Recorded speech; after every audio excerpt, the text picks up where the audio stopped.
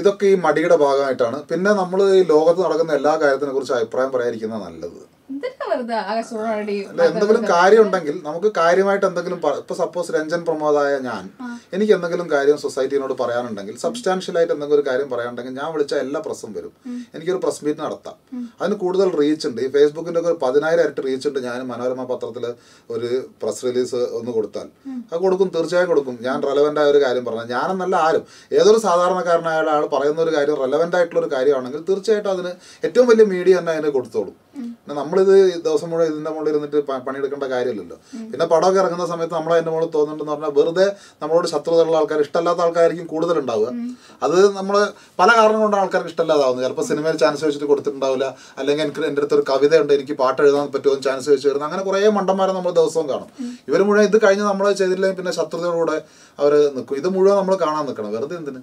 ഒരു സംവിധായകനാണ്, screen writer ആണ്. ഇനി ഇൻഡസ്ട്രിയിൽ ചെയ്യാൻ താല്പര്യമുള്ള അടുത്ത ആക്ടിവിറ്റി എന്താണ്? ഒരു നല്ല ആക്ടർ കൂടിയാണോ എന്നൊരു ചോദ്യം.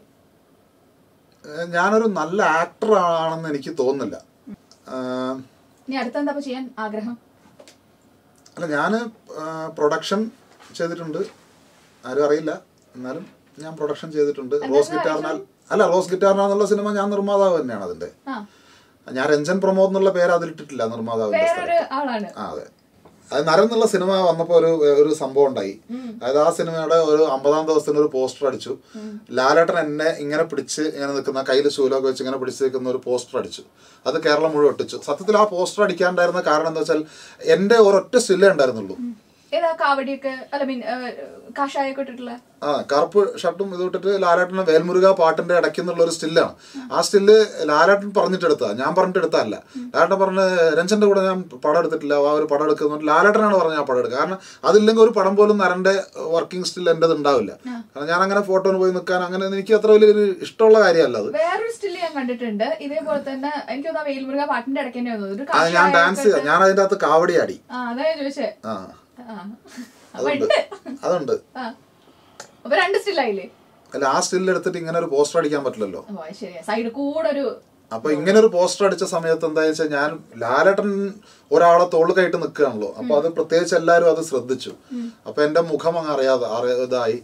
പിന്നെ അച്ചുവിന്റെ അമ്മ എന്നുള്ള സിനിമയിൽ, ആ ഒരു സമയത്ത് അച്ചുവിന്റെ അമ്മ എന്നുള്ള സിനിമയിൽ സത്യേട്ടൻ അഭിനയിപ്പിച്ചു.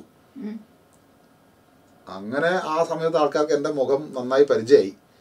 അപ്പോൾ പിന്നെ ഹോട്ടലിലൊക്കെ പോയിരുന്ന് ഭക്ഷണം കഴിക്കുന്ന സമയത്തും ചായ കുടിക്കാൻ പോകുന്ന സമയത്തൊക്കെ ഇതൊരു വലിയ ബുദ്ധിമുട്ടായി മാറി. നമുക്ക് ആൾക്കാർ വന്നിട്ട്, കാരണം നമ്മളൊരു പ്രൈവസിനെ ഭയങ്കരമായി ബാധിക്കാൻ തുടങ്ങി. അപ്പോഴെനിക്ക് ആക്ടേഴ്സിനോടൊക്കെ ഭയങ്കര റെസ്പെക്ട് തോന്നി. ഭയങ്കര ബുദ്ധിമുട്ടാണ് സത്യത്തിൽ. പാവങ്ങളാണ് കേട്ടോ.